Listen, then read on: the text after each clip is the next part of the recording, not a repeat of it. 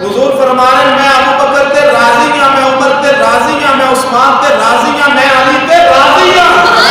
تو ہن کوئی 1400 سال بعد اٹھ کے آکھے کہ ابو بکر نے انج کیتا، عثمان نے انج کیتا، میں کہ چوڑیا چماریا تو کدھروں آ گیا جدوں امام الانبیاء فرما رہے تے میں راضی ہاں۔ سبحان اللہ۔ اور جدوں سرکار راضی نے تیری کی اثر۔ اچھا جی، پانچ دم دے نام تے پنجویں حدیث مبارکہ حضرت صدیق اکبر دی شان ہے۔ سبحان اللہ۔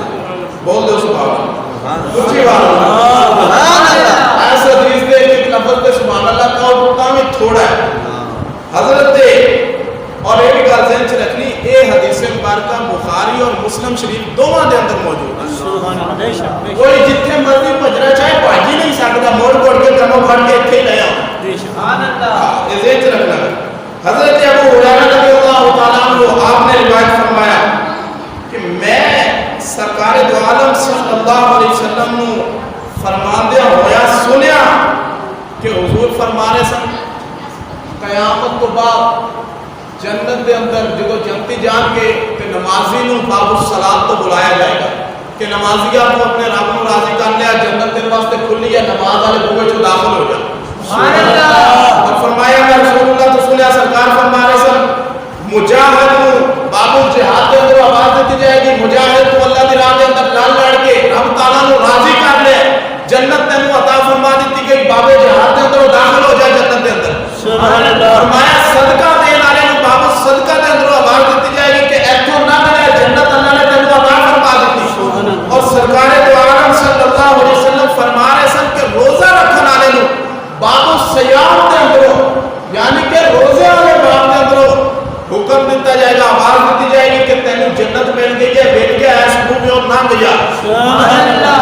حضرت صدیق اکبر کون کھڑے سن، عرض کی تھی یا رسول اللہ صلی اللہ علیہ وآلہ وسلم، آقا نمازی نو نماز والے بوئے چو بلایا جائے گا، روزے نو روزے والے بوئے چو، مجاہد نو جہاد والے بوئے چو، صدقے نو صدقہ دین والے نو صدقے والے بوئے چو۔ یا رسول اللہ کوئی ایسا بھی ہے جنہوں سارے بوئے چو بلایا جائے؟ سبحان اللہ۔ کوئی ایسا بھی ہے جنہوں سارے بوئے چو بلایا جائے؟ تو حضرت صدیق اکبر رضی اللہ تعالیٰ عنہ نے جدو سوال فرمایا تو نبی اکرم صلی اللہ علیہ وسلم نے لبھائے مبارک کھلے، حضور نے اپنی زبان مبارک کو حرکت دیتی اور ابو بکر کے چہرے والی لے کر فرمایا ابو بکر میں محمد عربی نو امید ہے کہ جنت میں ہر دروازے میں چوتے نو آواز دیتی جائے۔ سبحان اللہ۔ ماشاءاللہ۔ اور کسی کالے کو لوٹے کو آپ کو پہنچتا ہے کہ حضرت صدیق اکبر کے بارے میں بکواس ہے؟ چھویں حدیث مبارکہ حضرت صدیق اکبر کی شان ہے۔ سبحان اللہ۔ 12 والے نواتے 12 پوریاں کرنی آئے۔ سبحان اللہ۔